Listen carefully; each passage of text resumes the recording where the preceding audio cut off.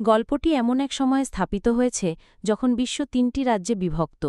Wei রাজ্য শক্তিশালী কিন্তু সিংহাসনের জন্য তীব্র লড়াইয়ে জড়িয়ে পড়েছে। রাজ্য উন্নয়ন এবং কৌশলগত পরিকল্পনার ওপর মনোনিবেশ করছে এবং ঝাও রাজ্য অস্থিরতার মধ্যে রয়েছে। সম্রাজ্ঞী লু রাজদরবার নিয়ন্ত্রণ করছেন, যা দেশকে বিপদের মুখে ঠেলে দিচ্ছে।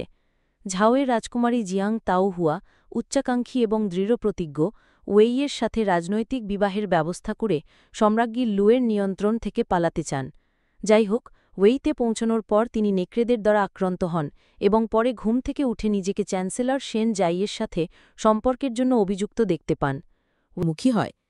কিন্তু ঝাওয়ের বিশ্বাসঘাতক প্রাসাদে বেড়ে ওঠার পর জিয়াং সহজেই অভ্যন্তরীণ পারিবারিক দ্বন্দ্ব মোকাবেলা করে।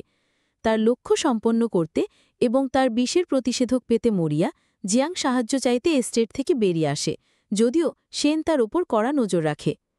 যখন তারা একে অন্যের সাথে সংঘর্ষে লিপ্ত হয় এবং প্রতারণা করে, তখন পারস্পরিক অনুভূতি বিকশিত হতে শুরু করে।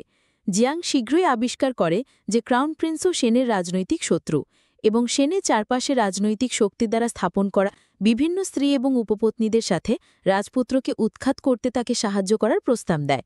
দুজন একটি জোট গঠন করে এবং একসাথে কাজ করার সময় তারা সম্রাটের কাছে রাজপুত্রের অপরাধ প্রকাশ